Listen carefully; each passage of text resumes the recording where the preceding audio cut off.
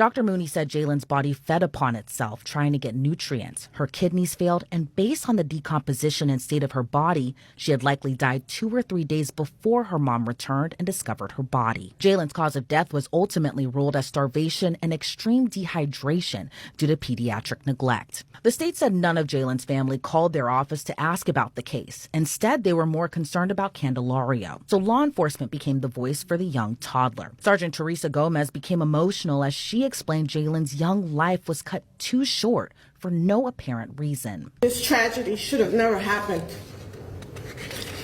I am Sergeant Gomez from the Homicide Unit. The entire Homicide Unit, Cleveland Homicide Initiative, and our partners from the FBI are here today in honor of baby Jaylee Candelario. When we were first notified of this horrific case, we were all heartbroken. But when we started digging deeper into the investigation, it was beyond horrific. It was revealed that the defendant, Crystal Candelario, left her own child alone for hours, which led to days, which led to weeks.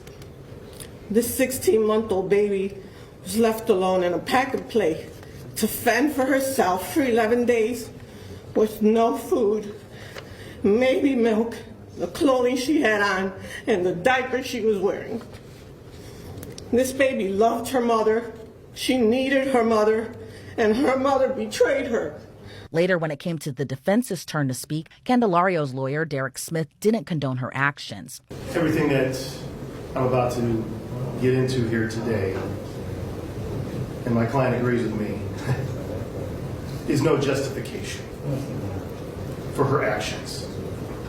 And what the prosecution said, actions matter, and these actions are narcissistic, selfish, abhorrent, absolutely worst parenting imaginable. She pled to aggravated murder. She pled to child endangering. So everything we're about to tell you is mitigation. The defense says Candelario was struggling with being a single mother of 2. Fast forward to 2023. It's just overwhelming. She even tried to harm herself. Took 20 Motrin, ended up in Metro. In early February of 23, after spending just a few days in her room alone, her mother went to check on her, asked her what was going on. Her whole side of her body was numb. Didn't know what was going on. They took her to Hillcrest Hospital. She was admitted there, and they were doing some evaluations for her migraine. She was complaining about headaches and weakness, facial drooping, thought it was possible stroke. They put her on IV Depakote, which is a anti-seizure, also used to treat manic disorder. And at the end of the day, after evaluations, she was clean, nothing wrong with the brain. They gave her oral Depakote and Effexor, 2 antidepressants, and sent her home. She was not very clear on what those were, but she was taking them supposedly as directed. And then she returned to Hillcrest Hospital again in March, and there was a note from the doctor saying that she should have had plenty of Effexor, but she's saying that she's out and she needs more, and she's coming back with the same problems. So they had her evaluated again, and they were saying that her anxiety and her stress was the trigger for these physical manifestations to what was happening to her, for the loss of sensation in the side of her body, the numbness. And they prescribed her more Depakote, more Effexor, and also Atarax to help her sleep because she wasn't sleeping. And this is in March of 2023. And, taking medications as prescribed. And then medications ran out. She wasn't feeling any better. They weren't working. She stopped. You're not supposed to do that with these drugs, Your Honor. These are very serious mental health drugs. And you need to be tapered off of these medications, or there could be some side effects. Not only the side effects, but the actual underlying conditions that she may have had or been suffering from are also going unmedicated at this time. Smith said the photos of Candelario on the beach didn't show the entire story, adding she was hiding her depression from herself and her family. He said there was no justification for Candelario's actions. She could have called authorities or done things differently. When you're in that state, when you're off medication, mismanaging your thoughts, you're not thinking clearly, her body just, she had to get out, and she was having fun. If she was okay, in her mind, Jaylene was okay. Of course that's not the case. But I will point to when she did finally get home, and we heard that 911 call, she didn't want this to happen. You could hear that. Screaming, help me, my daughter's dying. Yes, because of your actions, because of what your choices were. And you took responsibility for that. But that call, that one tiny breach from whatever was going on in her head, that reality that her daughter was dying, she was calling for help. She didn't want that. The defense called Candelario's mother and father to speak before the judge, and despite the prosecution saying Jaylen's extended family never followed up with the state about the case, Candelario's family, through an interpreter, said they were sorry for not seeing the signs their daughter was struggling on the inside, and they will never forget Jaylen. No one ever imagined that this suffering would culminate in a tragedy. Y hoy aquí quiero decirle a Yailin And here I'm. que eres nuestro ángel, Yailin. I want to say here before Jaylene, our angel, Tu recuerdo vive en nosotros. that your memory lives within us. Siempre te amaremos. We will always love you.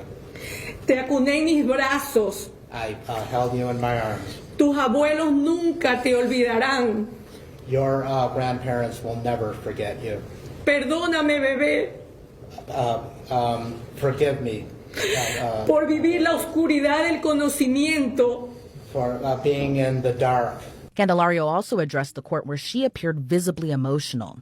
Through an interpreter, she said she was extremely hurt by everything that happened. I'm not trying to justify my actions, Pero nadie sabe cuánto yo estaba sufriendo but nobody knew how much I was suffering y por lo que estaba pasando. and what I was going through. Todos los días le pido perdón a Dios y a mi hija, Yailin. Every day I ask forgiveness from God and from my daughter, Jaylene.